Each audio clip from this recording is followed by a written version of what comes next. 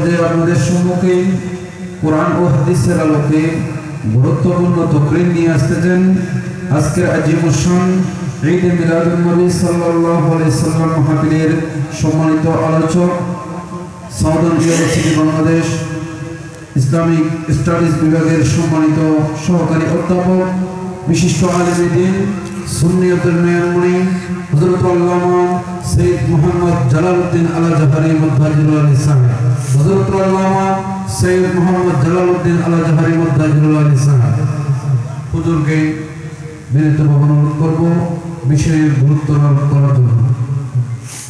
গোলামানে গৌসুল আজম দস্তগীর রহমতুল্লাহ আলাইহি সংগঠনের ব্যবস্থাপনায়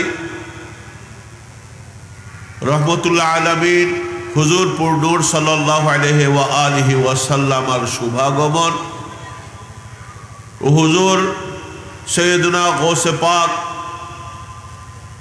মুহিউদ্দিন আব্দুল কাদের জিলানী রাদিয়াল্লাহু তাআলা আনহুর স্মরণে 2 দিন ব্যাপী আয়োজিত মাহফিলের আজকের এই প্রথম দিনের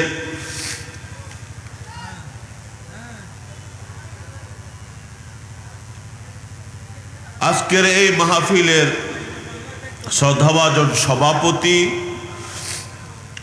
গোলামানে গৌসুল আজম দস্তগীর রাদিয়াল্লাহু তাআলা আনহু সংগঠনের সম্মানিত সাধারণ সম্পাদক বিশিষ্ট সমাজসেবক জনাব মোহাম্মদ নাসিরউদ্দিন সাহেব এখানে এতক্ষণ পর্যন্ত আপনাদের সামনে গুরুত্বপূর্ণ বক্তব্য রেখেছেন আপনাদের প্রত্যেকেরই পরিচিত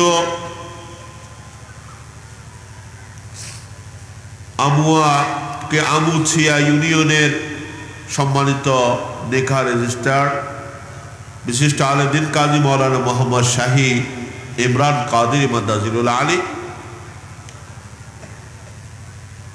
আপনাদের মাহফিল স্থলে এসে উপস্থিত হয়েছেন আন্তর্জাতিক খ্যাতিসম্পন্ন ইসলামী ব্যক্তিত্ব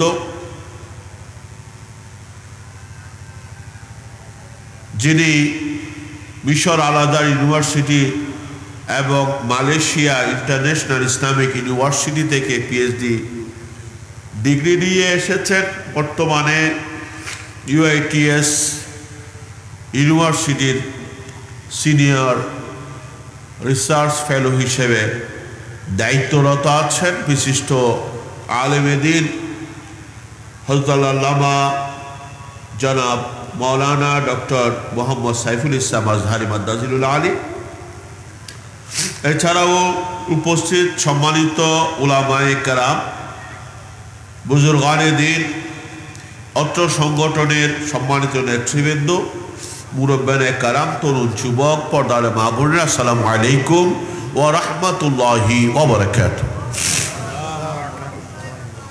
আল্লাহ পাক রব্বুল আলামিন আহকামুল হাকিমিন রব্বুল ইজ্জত আল শান দরবার লক্ষ কোটি শুকরিয়া জ্ঞাপন করছি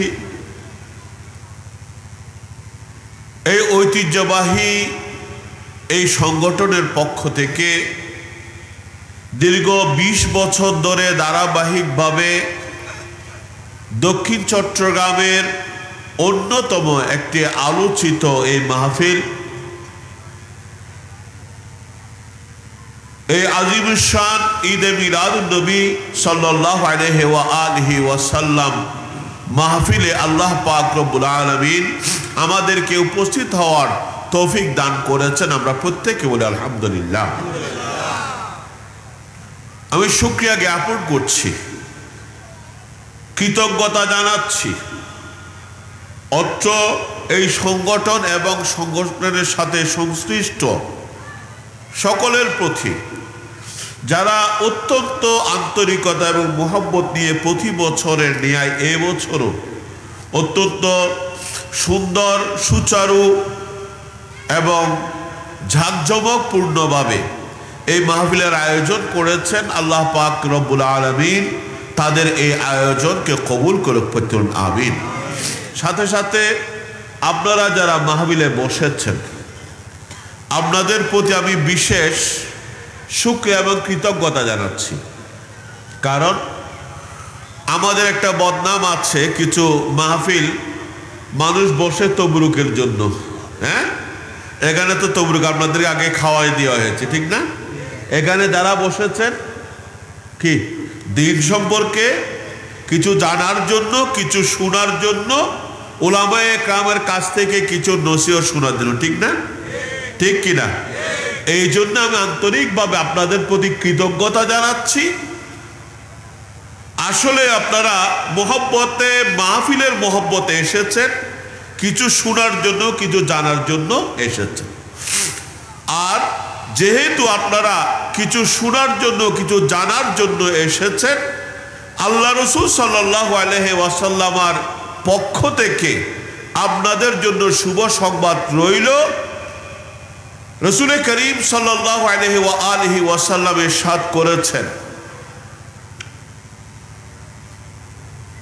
বিআন তাউদুয়া ফাতা'লামা বাবান মিন আবওয়াবিল ইলমি খায়রুল লাকা আন তুসাল্লিয়া আলফা রাকাআহ। রাসূল করিম সাল্লাল্লাহু আলাইহি ওয়াসাল্লাম ইরশাদ করেছেন, হযরত আবু যর গিফারি রাদিয়াল্লাহু তাআলা আনহুকে সম্বোধন করে বলছেন, হে আবু যর গিফারি, তুমি সকালে হোক, সন্ধ্যা হোক, রাতে হোক, যে কোনো সময়ে দিন সম্পর্কে জানার জন্য তুমি বের হয়েছ এবং দিন সম্পর্কে কিছু জেনেছ। আল্লাহ রাসূল সাল্লাল্লাহু আলাইহি ওয়াসাল্লাম ইরশাদ করেছেন, সামান্য কিছু দিন সম্পর্কে জানা তোমার জন্য খায়রুম মিন আলফি রাকাআহ, খায়রুম মিন আলফি রাকাআহ। কোন এক রাতে 1000 রাকাত নফল নামাজ পড়লে যে পরিমাণ সওয়াব হবে, দিন সম্পর্কে জানার জন্য বসলে তার চেয়ে বেশি সওয়াব হবে। কয় রাকাত বললাম? 1000। বলাটা খুব সহজ না, করাটা কি সম্ভব? করাটা কি সহজ? সম্ভব হতে পারে, সম্ভব নয় বলবো না, কিন্তু এত সহজ নয় কারো পক্ষে 1000 রাকাত কোনো রাতে নফল নামাজ পড়া। কিন্তু আপনি দিন সম্পর্কে জানার জন্য যখন বসবেন, কিছু জানবেন, সেটাকে যদি এক পাল্লায় রাখা হয়, আপনি কোনো এক রাতে 1000 রাকাত নফল নামাজ পড়েন, অবশ্যই 1000 রাকাত নফল নামাজ পড়লে অবশ্যই সওয়াব পাবেন। যে পরিমাণ সওয়াব পাবেন, সেই সওয়াবের চেয়ে সামান্য এই সবের মূল্য অনেক বেশি। সাথে সাথে হাদিসে পাকের মধ্যে আছে, যখন কোনো বান্দা রাসূল করিম সাল্লাল্লাহু আলাইহি ওয়াসাল্লামের কোনো উম্মত দিন সম্পর্কে জানার জন্য নিজের ঘর থেকে বের হয়, এইদিকে ওই বান্দা নিজের ঘর থেকে বের হয়েছে, ওদিকে আল্লাহ তাআলা তার সম্মানার্থে বেহেশতের দরজা খুলে দিয়েছে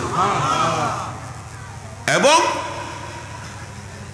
আসমানি জগতের নূরানি ফেরেশতারা ওই সকল বান্দাদের জন্য তাদের নূরানি ডানাগুলো বিছিয়ে দেন। এটা মেশকাত সহ বিভিন্ন হাদিসের কিতাবের মধ্যে আছে, কিতাবুল ইলমের মধ্যে আছে, মেশকাতের মধ্যে এবং অন্য জায়গায়ও আছে। রাসূল করিম সাল্লাল্লাহু আলাইহি ওয়াসাল্লাম ইরশাদ করেছেন, মান সালাকা তরিকান ইয়ালতামিসু ফি ইলমান সাহালাল্লাহু বিহি তরিকান ইলাল জান্নাহ। কেউ যদি ইলম অর্জন করার জন্য, দ্বীনের ইলম অর্জন করার জন্য নিজের ঘর থেকে বের হয়েছে, এইদিকে ওই বান্দা নিজের ঘর থেকে বের হয়েছে, ওদিকে আল্লাহ তাবারক ওয়া তাআলা ওই বান্দাকে বেহেশতে নিয়ে যাওয়ার জন্য, তার জন্য বেহেশতের রাস্তাকে আল্লাহ তাআলা সুগম করে দিয়েছে। এবং ওয়া ইন্নাল মালাইকাতা লা তাদাউ আশনিহাতাহা রিদান লিতালিবিল ইলম, যারা ইলম অর্জন করে, সে কোন বয়সে সেটা বিষয় নয়। ইলমের জন্য কি কোনো বয়স আছে? হ্যাঁ, ইলমের জন্য কোনো বয়স নেই। এই জন্য বলা হয় উত্তুবুল ইলমা মিনাল মাহাদি ইলাল লাহাদ, যে তোমার দোলনা থেকে কবর পর্যন্ত, কবরে যাওয়ার আগ পর্যন্ত তোমরা কি করো? ইলম অর্জন করো। যেই বয়সের হোক না কেন, ইলম অর্জন করার জন্য ঘর থেকে বের হয়েছে, দিন সম্পর্কে জানার জন্য ঘর থেকে বের হয়েছে, ওই সমস্ত বান্দাদের সম্মানার্থে আসমানি জগতের ফেরেশতারা তাদের নূরানি ডানা বিছিয়ে দিয়েছে।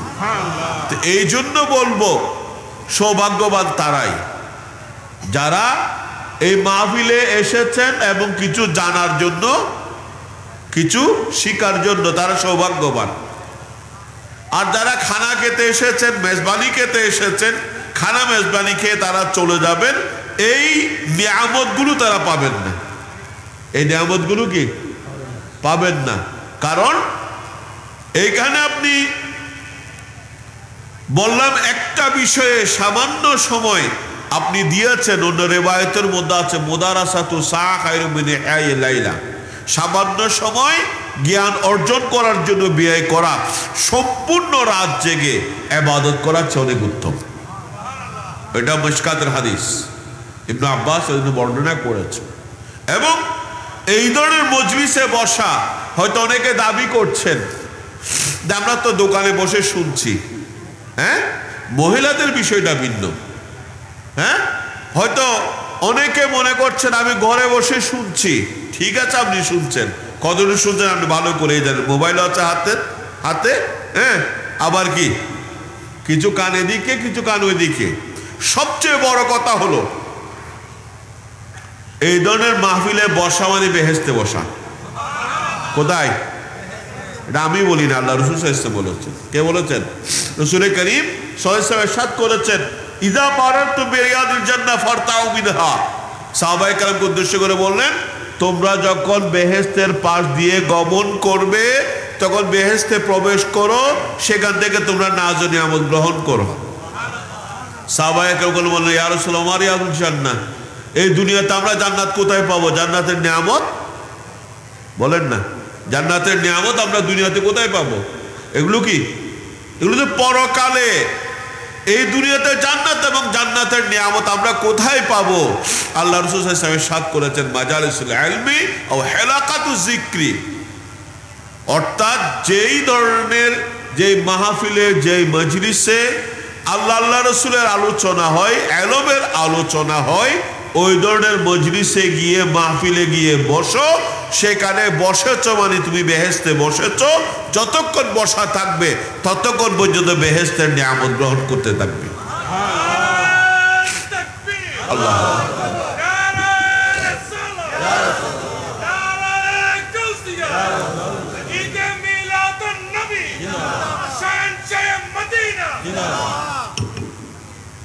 তো এই জন্যে আপনারা যারা এসেছেন এবং যারা আসবেন, অনুরোধ করছি প্রায় 6-7 মাস ধরে ওনারা অনেক কষ্ট করে, অনেক প্রস্তুতি নিয়ে এই মাহফিলের আয়োজন করেছেন। যারা মাহফিলে আসার, আপনারা মাহফিলে চলে আসুন, এই অনুরোধটা করছি। যাই হোক, এখানে এই মাহফিলের অন্যতম সৌন্দর্য হলো এখানে দেশের প্রখ্যাত উলামায়ে কেরামদেরকে দাওয়াত দেওয়া হয়েছে এবং সাথে সাথে উলামায়ে কেরাম আমাদের জীবন ঘনিষ্ঠ, খুবই প্রয়োজনীয় কিছু বিষয় তাদেরকে দেওয়া হয়েছে। এই বিষয়গুলো তারা নিয়ে আলোচনা করবেন।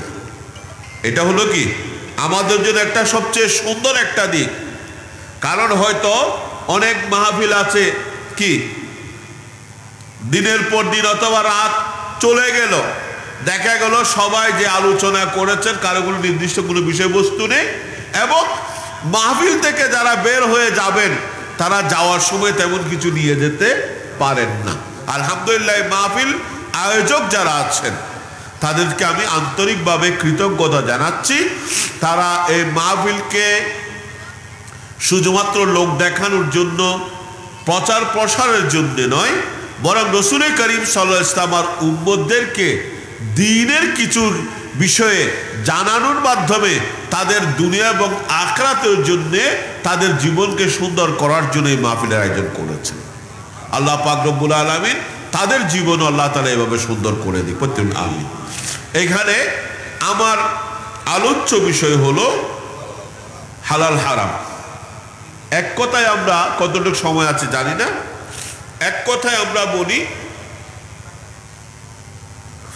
যে আমার পূর্ববর্তী তিনি ইবাদত বন্দেগী নামাজ রোজা হজ যাকাত এগুলো কবুল হওয়ার জন্যে তিনি একাধিক আলোচনা করেছেন। রসুল করিম সাল্লাল্লাহু আলাইহি মোহাব্বত, আউলিয়া কেরামের মোহাব্বত ইত্যাদির কথা বলেছেন, সেটাও ঠিক আছে।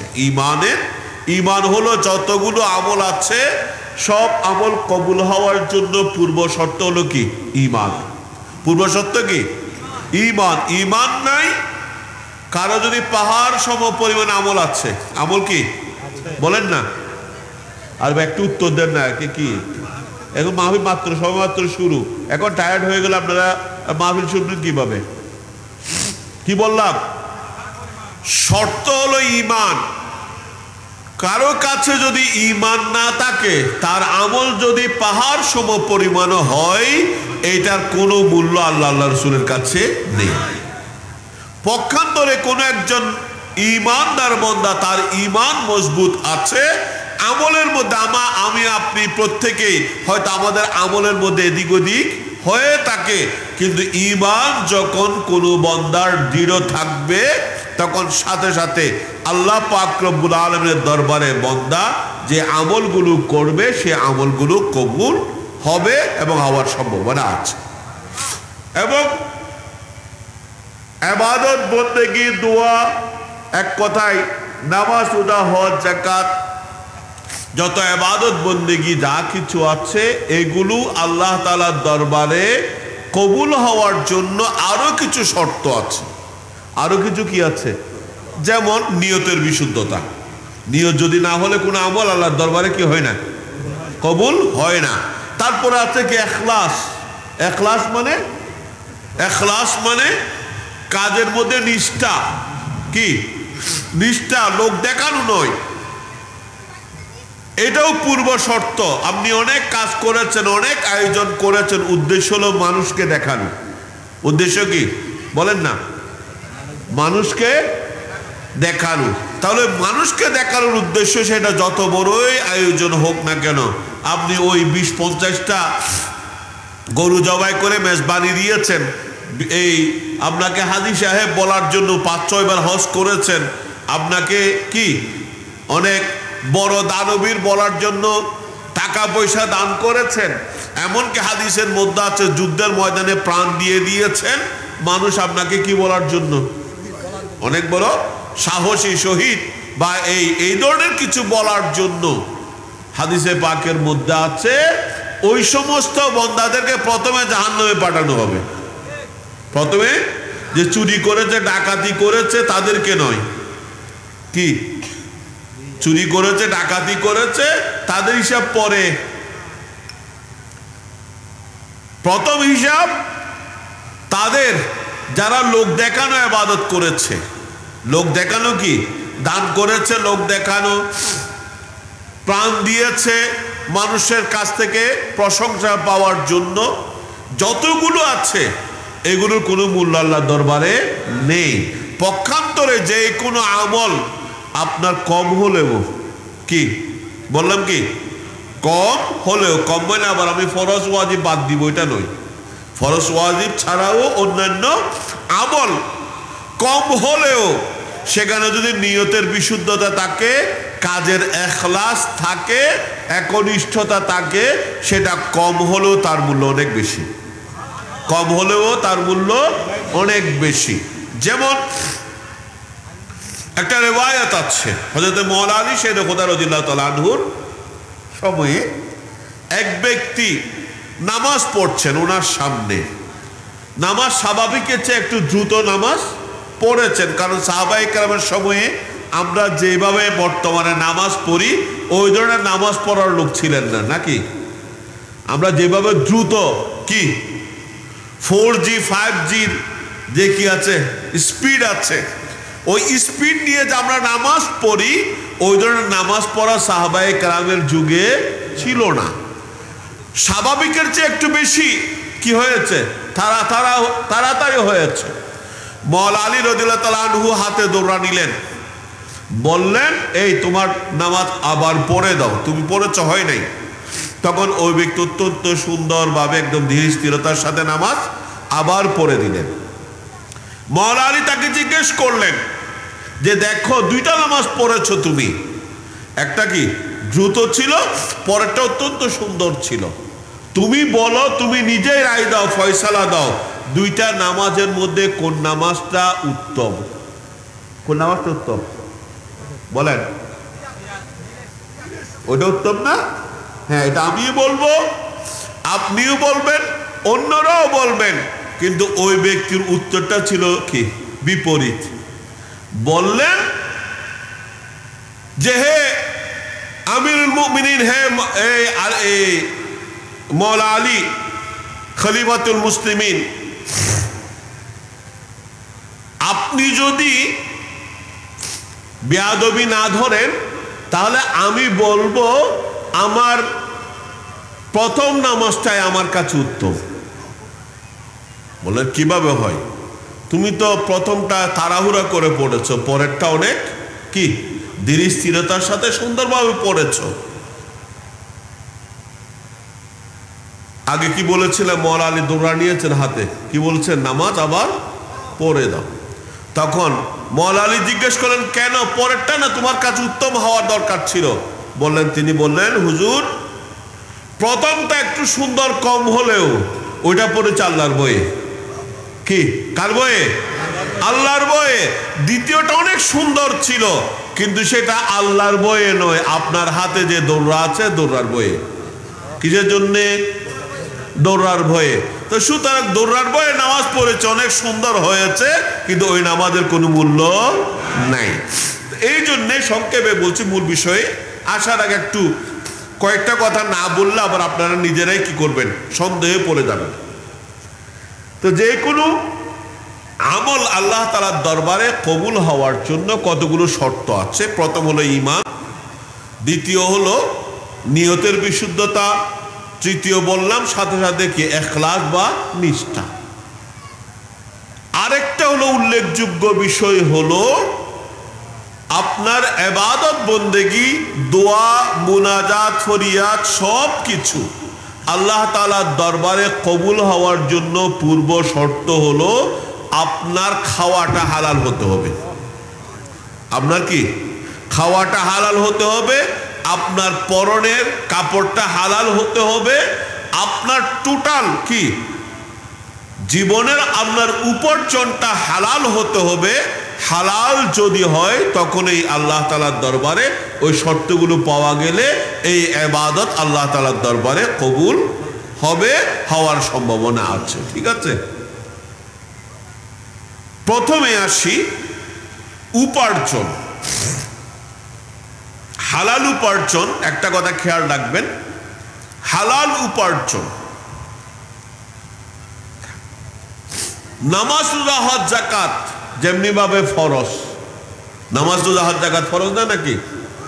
নামাজ, রোজা সব মুসলমানের জন্য ফরজ, হজ, যাকাত যাদের কি আর্থিক ওই ধরনের কি আছে সচ্ছলতা আছে।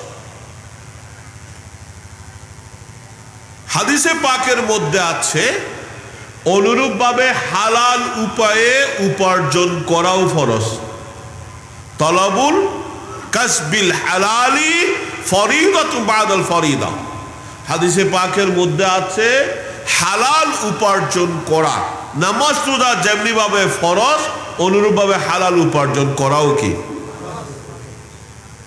উপার্জন। হালাল উপার্জন, যে কোনো উপার্জন না, কি হালাল উপার্জন। যদি অর্থাৎ আপনি উপার্জন না করলে আপনার জীবন কি নির্বাহ কিভাবে করবেন? আপনার পরিবার পরিজন আছে, আপনার সন্তান আছে, অন্যান্যরা আছে, তাদের দায়িত্ব আপনি কিভাবে পালন করবেন? এই জন্য হালাল উপার্জন করাও কি বললাম, কি বলেছি ফরজ। এবং উপার্জন না করে ঘরে বসে থাকা, ওই ধরনের ব্যক্তিকে আল্লাহও পছন্দ করেন না, আল্লাহ রাসূল সাল্লাল্লাহু আলাইহি ওয়াসাল্লামও পছন্দ করেন না। বরং যে সমস্ত মানুষ উপার্জন করে, উপার্জন করার জন্য পরিশ্রম করে, তাদেরকে আল্লাহও ভালোবাসেন, আল্লাহ রাসূল সাল্লাল্লাহু আলাইহি ওয়াসাল্লামও ভালোবাসেন। হাদিসে পাকের মধ্যে আছে হযরতে মাআস, সাদ বিন মাআস অথবা মাআস ইবনে জাবল রাদিয়াল্লাহু, একজন সাহাবী, উনি ওই শ্রম পরিশ্রমের কাজ করেন মাঠের মধ্যে। হ্যাঁ, কি এই আর দেশত কি হয়, শাবল, শাবল তো চেনেন, ফরা চিনুন না, ফরা কোদাল চিনুন না নাকি, ফরা কোদাল কুরুল ই তো চিনুন। হ্যাঁ, শাবল কুটার এগুলো তো চিনেন নাকি? চিনি। হ্যাঁ, এই ধরনের কাজগুলো, পরিশ্রমের কাজগুলো করার কারণে ওনার হাতে কি হয়ে গেছে, শক্ত হয়ে গেছে। হাত কি হয়ে গেছে, একদম কি, যারা এইভাবে কাজ করে তাদের হাত কি নরম থাকে না, শক্ত হয়ে যায়, অনেক শক্ত হয়েছে। উনি রাসূল করিম সাল্লাল্লাহু আলাইহি ওয়াসাল্লামের সাথে মুসাফাহা করতে এসেছেন। তখন তিনি একটা কাপড়, হাতের মধ্যে কাপড় জড়িয়ে, যাতে রাসূল করিম সাল্লাল্লাহু আলাইহি ওয়াসাল্লামের হাত মুবারকে যাতে কষ্ট না পান, এই জন্য একটা কাপড় জড়িয়ে তিনি আল্লাহ রাসূল সাল্লাল্লাহু আলাইহি ওয়াসাল্লামের সাথে মুসাফাহা করছিলেন। রাসূল করিম সাল্লাল্লাহু আলাইহি ওয়াসাল্লাম বললেন, কি হয়েছে, তোমার হাতে কি হয়েছে? বলে, কিছু না। তো তুমি কাপড়টা কেন দিয়েছো? বলেন, ইয়া রাসূলুল্লাহ, আমি পরিশ্রমের কাজ করি, যে কারণে আমার হাত এত বেশি শক্ত, আপনার সাথে মুসাফাহা করতে গেলে আপনার এই হাত মুবারকে আপনি কষ্ট পাবেন, এই জন্যেই আমি কাপড় জড়িয়েছি। রাসূল করিম সাল্লাল্লাহু আলাইহি ওয়াসাল্লাম কাপড়টা সরালেন এবং ওই হাতে চুমু দিলেন।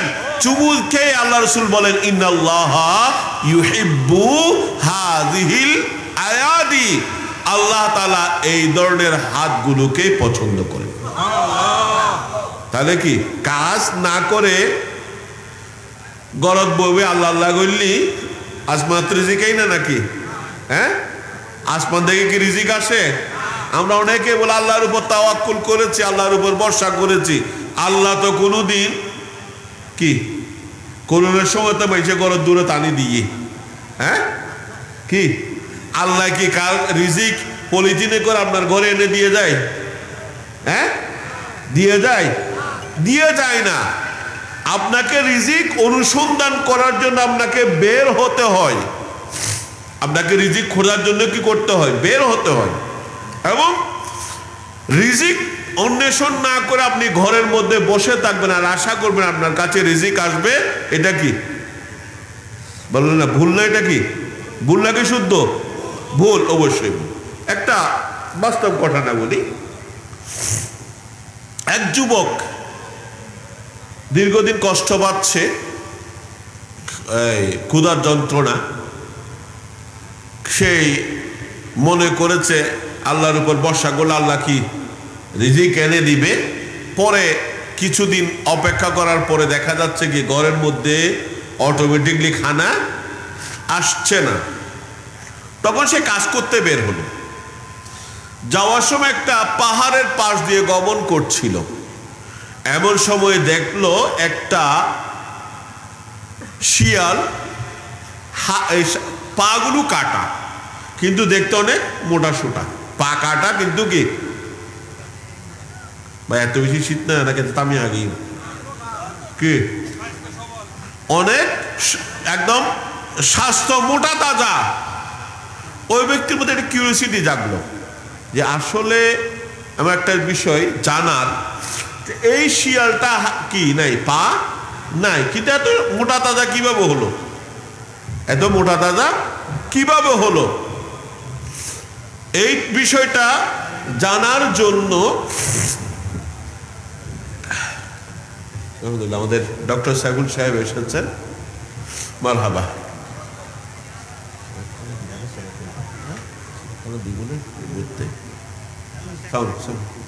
تفضل تفضل يا شيخ، تفضل تفضل، أنا في انتظارك، أنا في انتظارك، تفضل تفضل. ما شاء الله الحمد لله. আচ্ছা দেখ আমার একটু শুরু করলাম। টাইম ওয়াহিদ সাহেব আমাদের টাইমটা একটু বলে দিবেন। আল্লাহুম্মা সাল্লি আলা সাইয়্যিদিনা মাওলানা মুহাম্মদ وعلى آل سيدنا يا رسول الله حبيبي خالق तातुई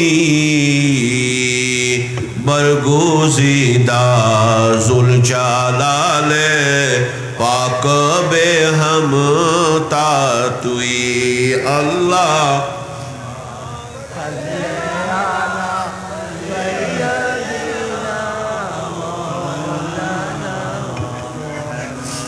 वाला ले सैयदेना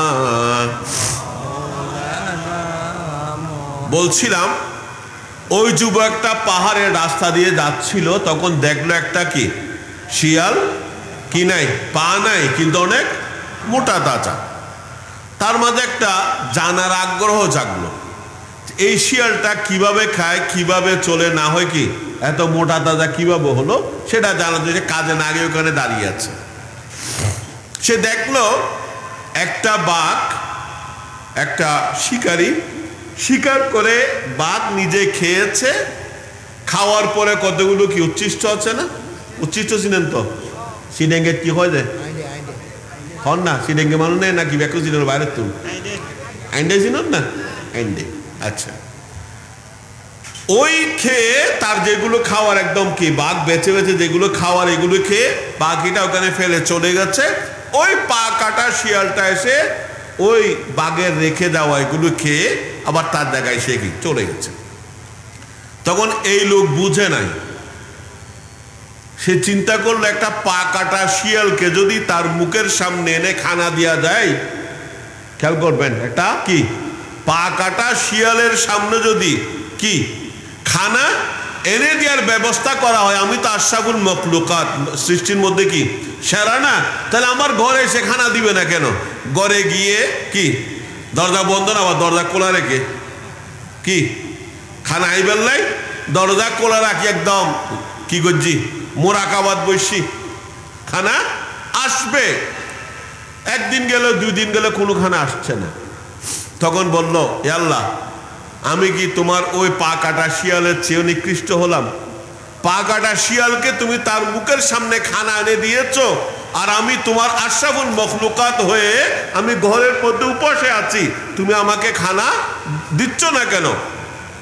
তখন সে অদৃশ্যভাবে একটা আওয়াজ শুনতে পেল যে, হে নির্বুধ, বেকুব আর কি, নির্বুধ মানে কি বেকুব, তুমি যে ওখানে গিয়েছ,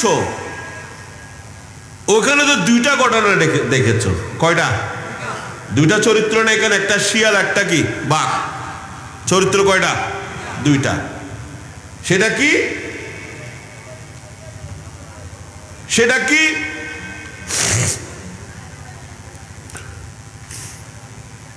বাঘ কি শিকার করে নিজে খেয়েছে, ওই শিয়াল এভাবে অন্যান্য প্রাণী যেগুলো কি শিকার করতে পারছে নাকি মাজুর, এদেরকে খানার ব্যবস্থা করেছে। হ্যাঁ, আর ওই শিয়ালটা সে অপারক, কখন বাঘ খেয়ে বাকি উচ্ছিষ্টতা তার সামনে রেখে যাবে ওইটার অপেক্ষায় কি সে আছে। এখানে সেই গায়েবীভাবে যখন শুনতে পেল, যেখানে দুইটা চরিত্র ছিল, বাঘ সে শিকার করেছে, কষ্ট করে শিকার করে নিজেও খেয়েছে, আরো যারা উপার্জন করতে পারে না, শিকার করতে পারে না, তাদেরও খানার ব্যবস্থা করেছে। আর ওই শিয়াল সে কি বসে আছে, কখন কি উচ্ছিষ্ট ফেলে যাবে সেটা খাওয়ার জন্য। দুইটা চরিত্র দেখে তুমি ওই বাঘের চরিত্রটা গ্রহণ না করে শিয়ালের চরিত্র কেন তো গ্রহণ করতে গেলে? শিয়ালের চরিত্র কেন?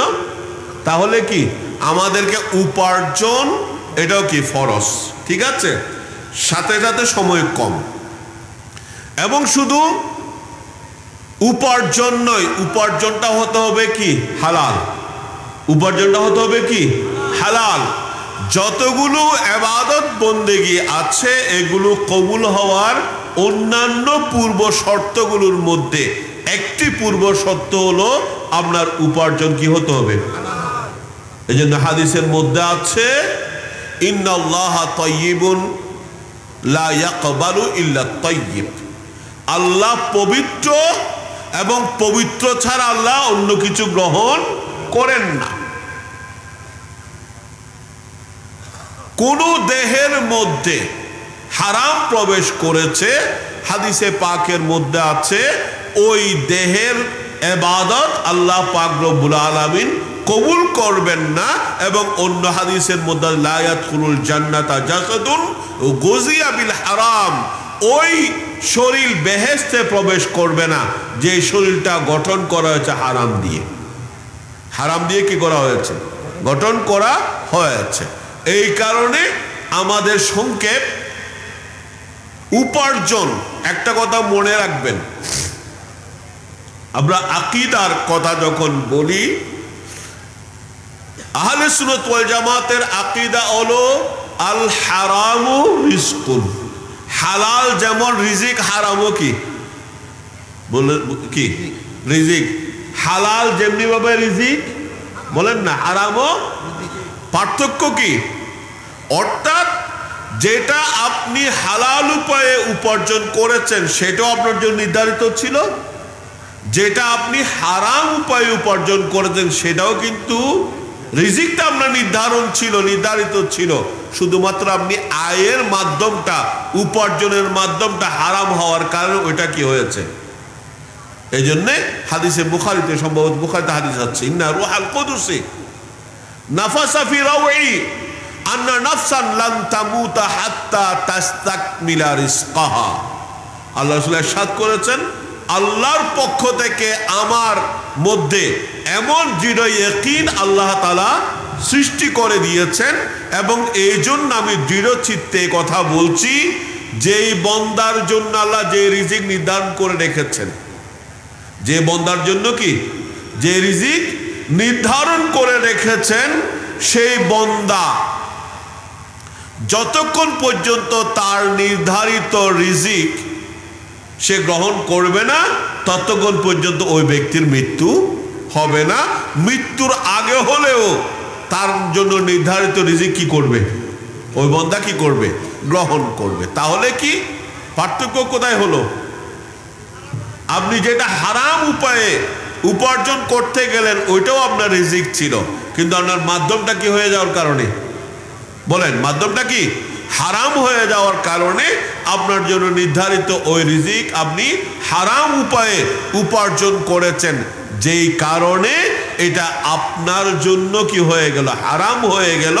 এটা আপনার যত ইবাদত আছে এগুলো কবুল হওয়ার জন্য মাঝখানে প্রতিবন্ধক হয়ে গেল, এবং আল্লাহ তাআলার দরবারে বন্দার কবুল হওয়ার জন্য যতগুলো মাধ্যম আছে তোর মধ্যে মাধ্যমগুলো বন্ধ হয়ে যাবে যদি আপনার উপার্জন কি হয়?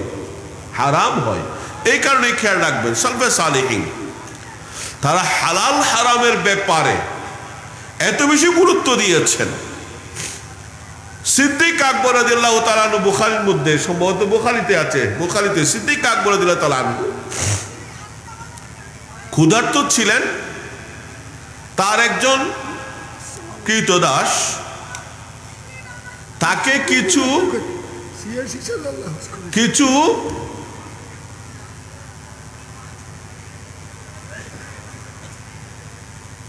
আল্লাহুম্মা সাল্লি আলা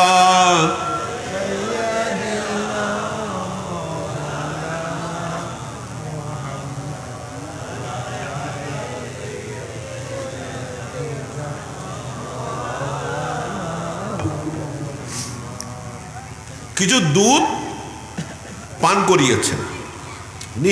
সাধারণত যে কোনো খানা খাওয়ার আগে অপরিচিত, ঘরের বিষয়টা তো জানেন, বাইরে কোথাও খানা খাওয়ার আগে আগে জিজ্ঞেস করতেন। ওই দিন তিনি ভুলে জিজ্ঞেস করেননি। পরে যখন জিজ্ঞেস করলেন যে এই দুধগুলো কোথায় পেয়েছেন, তখন সে বলল যে আমি জাহিলি যুগে, গণক আছে না, গণক বৈদ্য গণক আছে না, নাকি আচ্ছা শুনুন না, হ্যাঁ হাদিসের মধ্যে আছে কি ওই 99টা মিথ্যা কথা। কত কয়টা? 100টা বললে সেখানে কয়টা? 99টা মিথ্যা কথা। ওই সমস্ত এগুলোর কাছে যাওয়া শরীয়তের মধ্যে কি হারাম। এই ধরনের কাজও হারাম, তাদের কাছে যাওয়াও কি হারাম।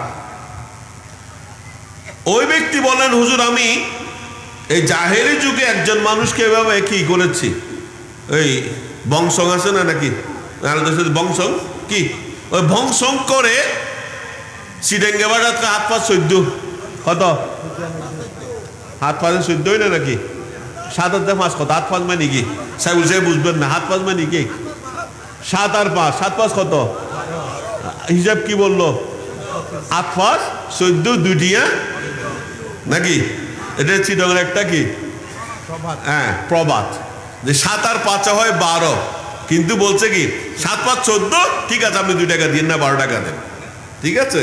এটা হলো ধোঁকা। এই ধরনের ধোঁকা দিয়ে তার কাছ থেকে আমি একটা উট নিয়েছিলাম, ওই উটের দুধ আপনাকে পান করিয়েছি। এই কথা শোনার সাথে সাথে সিদ্দিক আকবর রাদিয়াল্লাহু তাআলা আনহু গলার মধ্যে আঙ্গুল ঢুকিয়ে দিয়ে সম্পূর্ণ শুধু দুধ নয়, এই টোটাল তার দেহের মধ্যে যত খানা ছিল পানি ছিল সবগুলো তিনি উগলিয়ে দিয়েছেন এবং তিনি বলছেন যদি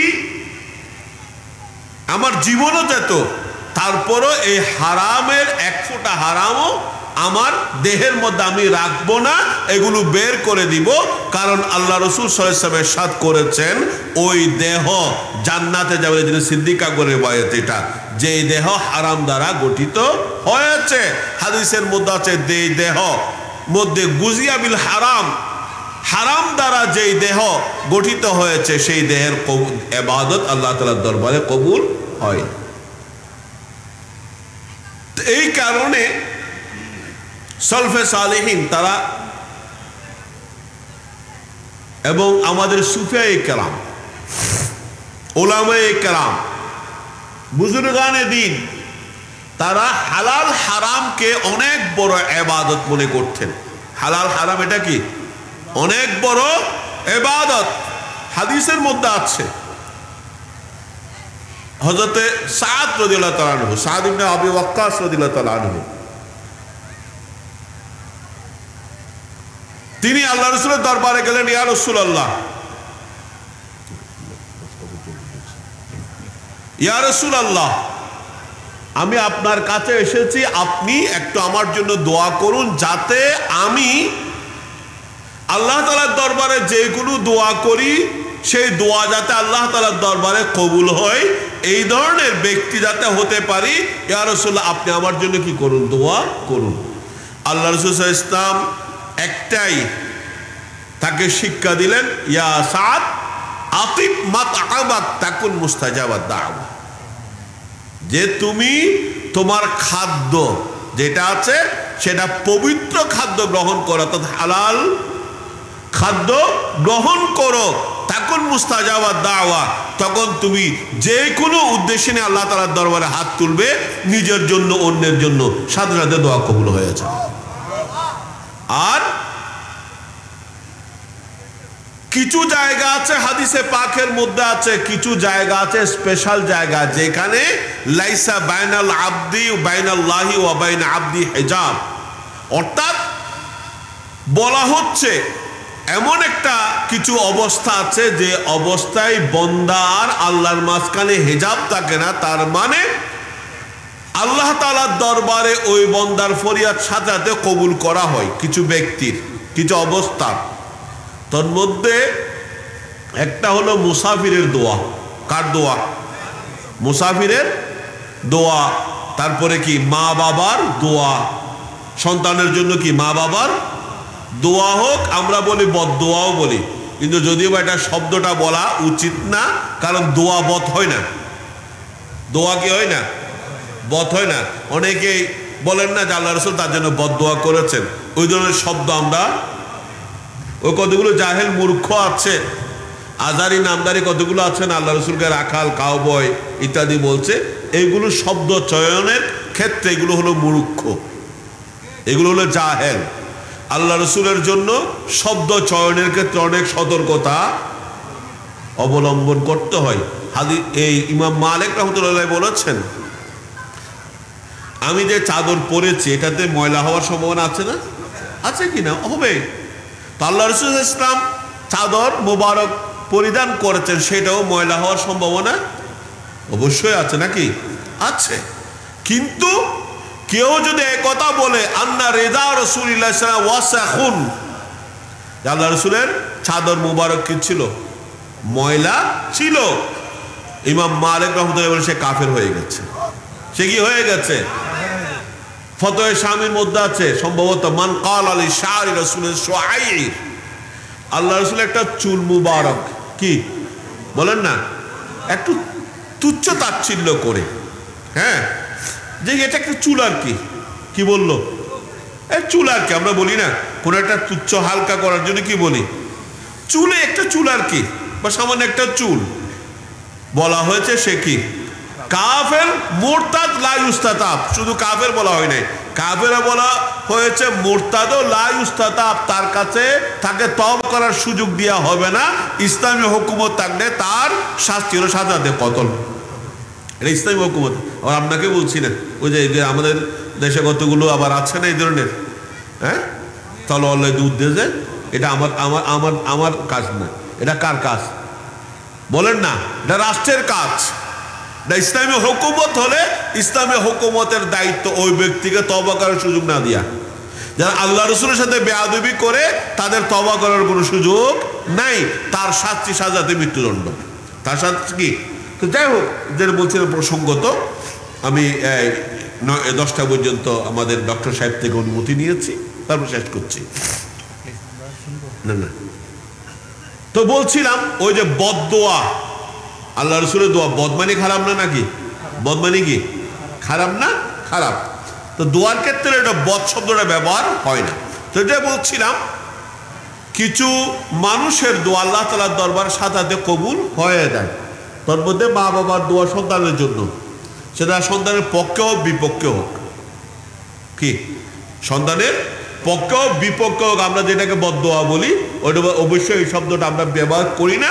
যে কি সন্তানের পক্ষে হোক বিপক্ষে হোক সাথে আল্লাহর দরবারে কি হয়ে যায়? কবুল হয়ে যায়। তার মধ্যে মুসাফিরের দোয়া বুখারীতে আছে, শেষ করব। একজন ব্যক্তি সফর অবস্থায় আশাসা আকবরা, চুল এলোমেলো, শরীরে বালি ধুল বালি, মুসাফির অবস্থা, আল্লাহ তাআলার দরবারে হাত তুলেছে, দোয়া করছে। আল্লাহ বলছেন কি মাতআমুহু মিন হারাম ওয়া মালবাসুহু মিন হারাম ফাআন্না ইউস্তাজাবু লাহু, যে এই ব্যক্তি এই অবস্থায় দোয়া করলে সাথে কবুল হয়ে যায়, কিন্তু এই ব্যক্তির শরীরের মধ্যে যা খাদ্য প্রবেশ করেছে এইগুলো হলো হারাম, তার পরনে যে কাপড় আছে সেটাও কি হারাম। যে কারণে এই সফর অবস্থায় দোয়া কবুল হওয়ার জায়গায় তার দোয়া কবুল হচ্ছে না। কিভাবে তার দোয়া কবুল করা যাবে? অথচ তার কি খাদ্য হারাম, কি পরিধেয় কাপড় চোপড় হারাম। তো এই কারণে হালাল হারাম এটা পার্থক্য করে চলতে হবে, এবং হালাল হারাম পার্থক্য না করলে ইবাদত বন্দেগী কবুল হবে না। এবং সাথে সাথে এমনকি সন্দেহযুক্ত থাকলেও সেই ক্ষেত্রেও কি, যেটাতে সন্দেহযুক্ত ইমানদারের কাজ হলো সেখান থেকে নিজেকে কি রাখা, বিরত রাখা। এবং এই ধরনের সন্দেহযুক্ত যদি কোনো কিছু মানুষের দেহে প্রবেশ করে তাহলে ওই ব্যক্তি ইবাদত করবে, কিন্তু ইবাদতের স্বাদ সে কি পাবে না, ইবাদতের স্বাদ পাবে না। হযরত ইব্রাহিম ইবনে আদহাম রাদিয়াল্লাহু তাআলার নাম আপনারা শুনেছেন। ইব্রাহিম ইবনে আদহাম রাদিয়াল্লাহু তাআলা সুফি ইকরাম, অনেক বড় একজন সুফি ইকরাম, পরবর্তী যারা তাকে অনুসরণ করে, যেটা অনুসরণীয় ব্যক্তিত্ব, তার জীবনীতে আছে। তিনি হালাল হারাম এত বেশি পার্থক্য করে চলতেন যে তাকে, তিনি রাজ দরবারের সন্তান ছিলেন, রাজ পরিবারের সন্তান, সেই রাজ বলখের কি রাজ পরিবারের সন্তান বা বাদশা ছিলেন, সেটা ত্যাগ করে তিনি কি করেছেন? আল্লাহকে পাওয়ার জন্য রাজ সিংহাসন ত্যাগ করেছেন। বিষয় কি এত সহজ না? এটা রেওয়ায়ত আছে। সরি আমি সময় নিয়ে আবার পাস করে ফেলতেছি সময়টা আবার, যে ইব্রাহিম আদহাম তার বালাখানায় ঘুমাচ্ছেন, রাজদরবার ঘুমাচ্ছেন আরামের বিছানায়। এমন সময়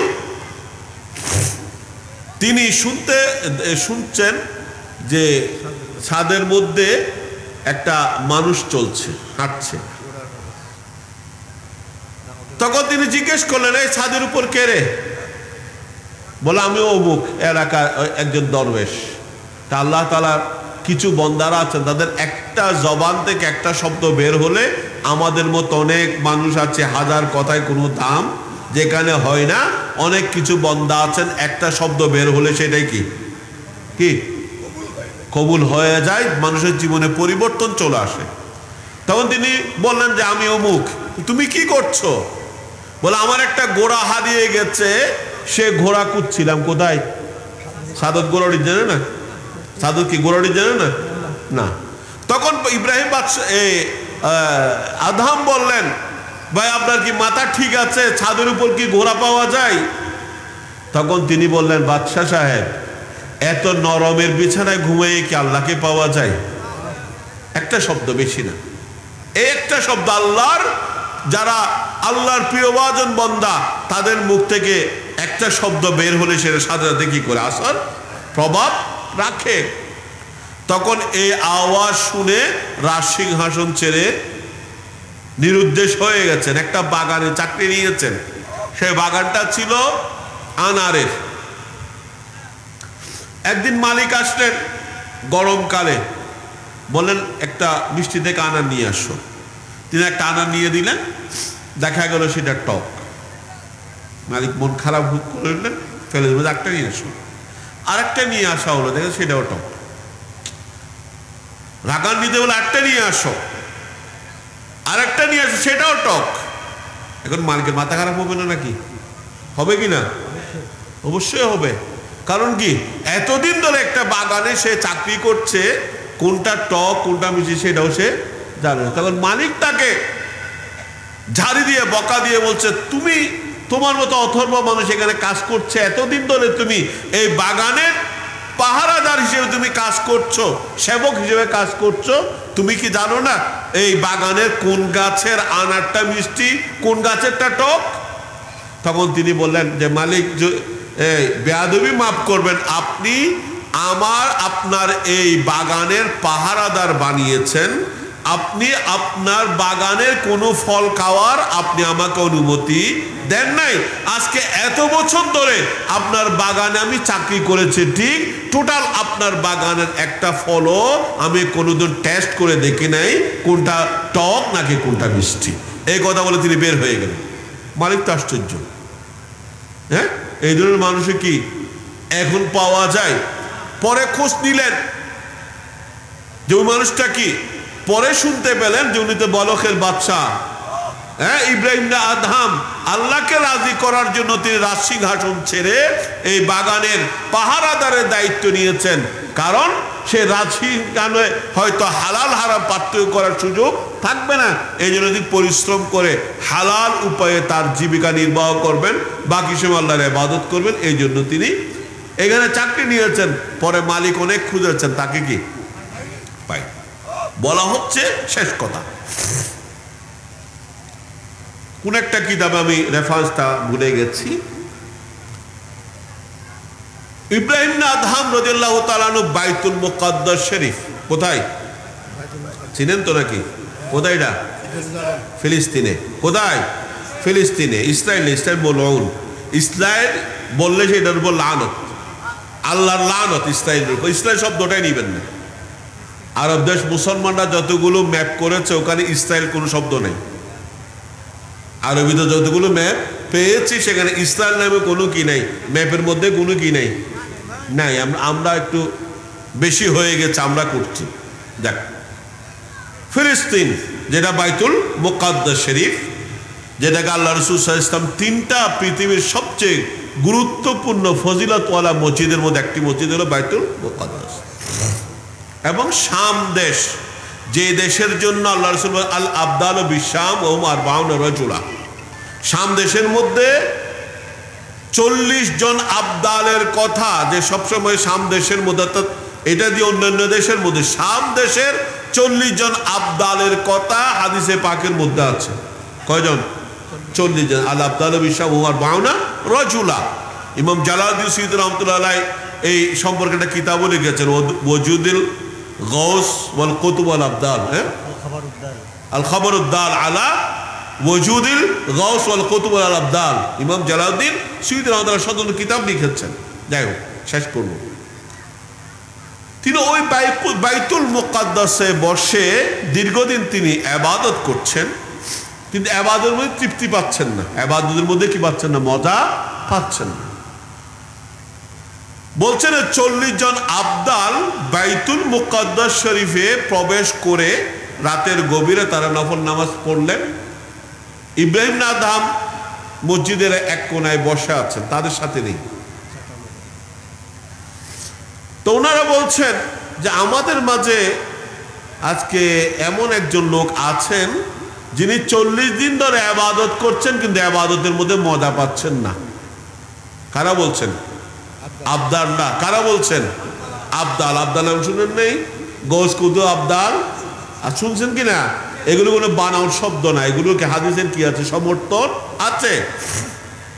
40 জন আবদাল বলছেন আমাদের মাঝে একজন লোক আছেন এখানে, যে যিনি 40 দিন ধরে ইবাদত করছেন, কিন্তু ইবাদতের মধ্যে মজা পাচ্ছেন না। এই কথা শুনে ইব্রাহিম আদহাম দৌড়ে আসেন, বলেন হ্যাঁ আমি সেই লোক, যে আমি 40 দিন ধরে বাইতুল মুকাদ্দাসে ইবাদত করছি, নফল পড়ছি, এই করছি, কিন্তু ইবাদতের মধ্যে যে একটা মজা সেটা পাচ্ছি না। কারণ কি? তখন ওই আবদালগণ বললেন, আমি কিতাবের মধ্যে যেটা পেয়েছি ওভাবে বলছি, আপনি যখন ইরাকে ছিলেন, কোথায়? ইরাকে, তখন আপনি খেজুর কিনছিলেন। কি খেজুর? একটা খেজুর পড়ে গেছে, নিচে পড়ে গেছে। আপনি মনে করেছিলেন ওই খেজুর যেটা আপনাকে মেপে দেওয়া হয়েছে, তোলের মধ্যে যেটা কি দেওয়া হয়েছে, সেখান থেকে পড়ে গেছে। এটা আপনার জন্য সন্দেহযুক্ত ছিল। কি ছিল? সন্দেহযুক্ত ছিল। ওইটা আপনার ব্যাগের মধ্যে ঢুকিয়ে নিয়েছেন এবং ওইটা আপনি কি খেয়েছেন, আপনার পেটে গিয়েছে। ওই দিন থেকে আপনি ইবাদতের মধ্যে মজা পাচ্ছেন। সন্দেহযুক্ত কি খাদ্য, সেখানে ইবাদতের মধ্যে মজা নাই। তাহলে হারাম খাদ্য কেউ গ্রহণ করে ইবাদত করলে ওই ইবাদতের মধ্যে কোনো মজা পাওয়া যাবে না। তো যাই হোক, শেষ কথা, এই জন্যে হালাল এবং হারাম এটা আমাদের ইসলামের রাসুল কি রাসুল ইবাদা আল ওয়ারউ। সুফিয়ায়ে কেরাম বলেছেন যে ইবাদতের সবচেয়ে মূল হলো হালাল হারাম পার্থক্য করে চলা।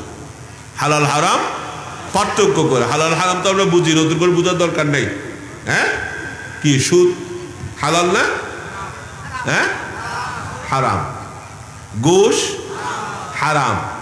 তারপরে এই যে কি বলে, এই এটা বাংলাতে কি বলবো, কিছু আপনি কিছু একটা ব্যাংক গাড়ি বা কোথাও কিছু রেখে বিক্রি করতেছেন, উপরে ভালো ভালোগুলো সাজিয়ে রাখলেন, ভিতরে কি পচা আছে না? আছে না? এবার হাদিসের মধ্যে আছে আল্লাহ রাসূল ইসলাম কিছু মানুষ বিক্রি করছে, খেজুর বিক্রি করছে। রাসূল করিম সাল্লাল্লাহু আলাইহি ওয়াসাল্লাম একটা এভাবে ভ্যান গাড়ি বা এই ধরনের যেখানে খেজুর বিক্রি করছে, আল্লাহ রাসূল সাল্লাল্লাহু আলাইহি ওয়াসাল্লাম ভিতরে হাত ঢুকাই দিলেন, দেখলেন এগুলো সব কি পানি, পচা। তখন ওই ব্যক্তিকে বললেন যে এই খেজুরগুলো তোমার এখানে তো উপরেগুলো দেখা যাচ্ছে খুব সুন্দর, ভিতরে এই অবস্থা। তখন বললেন ইয়া রাসূলুল্লাহ, এখানে বৃষ্টির পানিতে এগুলো নষ্ট হয়ে গেছে। তা আল্লাহ রাসূল বললেন, তুমি উপরে যেভাবে সাজিয়ে রেখেছ ভিতরটাও কি হবে রাখো না কেন? এটাই দেখে মানুষ যদি কারো পছন্দ হয় সেটা নিত। তখন আল্লাহ রাসূল বলছেন, মান গাশশানা ফালাইসা মিন্না, কেউ যদি দেবে মানুষকে প্রতারণা করে সেই ব্যক্তি আমার দলভুক্ত নয়। তো সুতরাং যত ধরনের হারাম আছে এগুলো থেকে আল্লাহ তাআলা আমাদেরকে বেঁচে থাকার পরহেজ করার তৌফিক দান করুক। আমিন।